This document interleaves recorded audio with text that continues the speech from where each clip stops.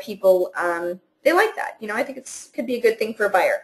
What you tell your buyer, read through it. You can tell your buyer most people initial it. You just can't tell them, I think you should do it or I don't think you should do it, because you don't want to be giving them legal advice. Same thing with mediation and arbitration.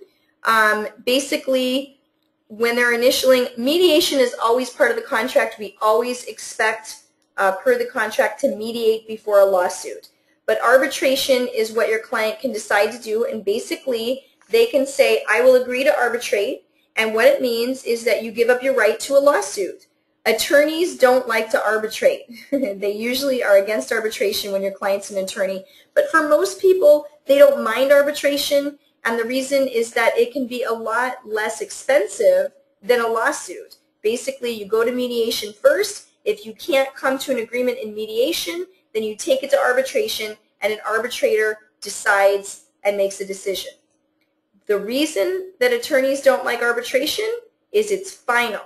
So an arbitration award is a final decision, and you can't appeal it like you could appeal a lawsuit. So again, there's so many variables, and this is why you really can't recommend to your client that they do it or they don't do it, because there's so many arguments for either side. But just have them read through it, and they can decide, and you can tell them what most people do. And the main benefit of arbitration is just that it can limit the cost. You know, it can be a lot more cost effective. I'm going to try to get down to the next page here without getting out of control with my mouse. The next page is the final page of the contract, the signature page. Let me try to go ahead one page here. There we go. Okay, so on the signature page, you know, up at the top, this is where you put in the buyer's names, and that's where they sign and date. By nature, the contract will automatically expire 3 days after the date the buyer signs. That's just default. So the buyer signs, if within 3 days, on the third day, if you haven't received a signature or a counter or anything from the seller, the offer is expired and it's dead. So you have 3 days there. Now, the one thing that's good news is most of the time people don't pay attention to these time periods. And if after 3 days the buyer and the seller come to an agreement and they sign the offer and they open escrow, it's okay. The offer is automatically revitalized by the signatures and by opening the escrow. So you don't really have to do any kind of formal extension if everyone's in agreement. This section here is where the seller can accept the offer, or they can accept it subject to a counteroffer. And you just, you know, mark the box here, and you can put in the date of the counter, and that's what makes it safe for the seller to sign the offer when there's a counteroffer involved. And let me move down here to the, I don't know what's going on with my page here. And then the real estate broker's box. I love the first line in the real estate broker's box because it says, real estate brokers are not a party to this contract. And it's really important that clients understand that. The terms of the contract are between the buyer and the seller. And we are not a party to that. We're just here to basically assist them and represent them. So in the real estate broker's box, this is where you're going to put in your information and where you sign. Make sure that you use our license number, and that's here, 01814504, and you also have to put in your license number. These license numbers are required, so please don't leave them blank. Make sure that you sign.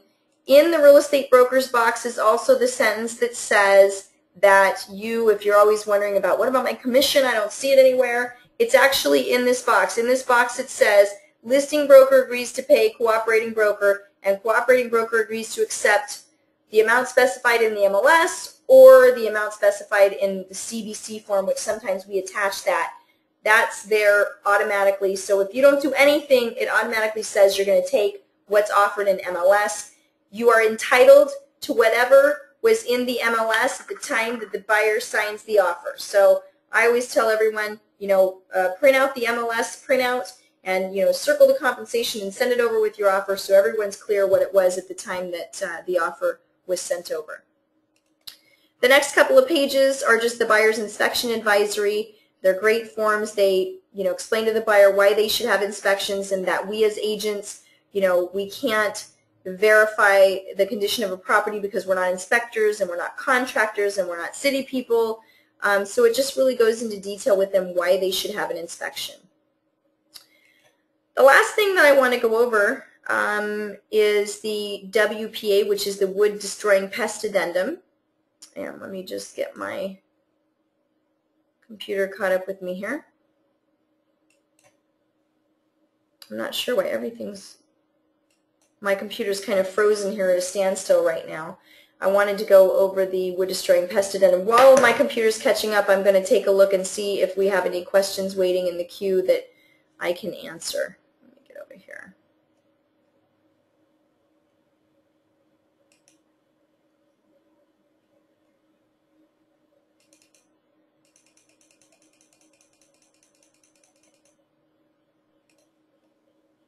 Okay, let me expand this here so I can see it.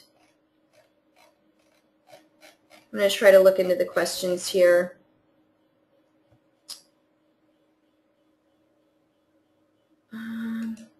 Some of these, if I don't answer them now, I will answer them privately. If the buyer wants to use a middleman or initial and their license does not show, okay, I'm going to go to the next one here.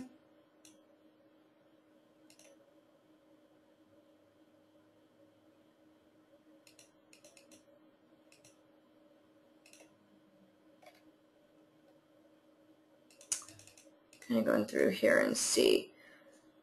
Okay, there's a couple of questions that have been asked in the, I'm going to go back to the offer so I can show you these areas. A couple of questions are being asked here on page 1 of the offer about the confirmation. And the question is basically, if Evergreen Realty is representing both the buyer and the seller, then do we put Evergreen Realty in both spots? And the answer to that question is yes. And again, I don't know why my computer is so slow and frozen right now, but I'm trying to get to that page so I can show it to you. But in the agency confirmation on page 1, if Evergreen represents both the buyer and the seller, you're going to put our name in the listing firm, Evergreen Realty and Associates, Inc., and also in the selling firm. And in both of those spots, you're going to mark the box that says we represent both buyer and seller. So that answers a couple of those questions. That one. Let me see if I have anything else going here. Somebody had a question regarding the deposit check. The question is, does the buyer hold on to the check when signing the contract? The answer is yes. The contract automatically says that the buyer will hold the check and deposit directly with escrow upon acceptance. So the buyer just holds the check. Sometimes the listing agent wants a copy of the check, and in that scenario, what you can do is just have the buyer, they can make a copy and send you a copy of their check, and they can just make it payable to whatever escrow company the listing agent wants to see, and they can just send you over a copy of the check. Either way is fine, but the buyer does hold on to the check in that scenario. Let me see. That was a couple people had that same question. I'm looking here.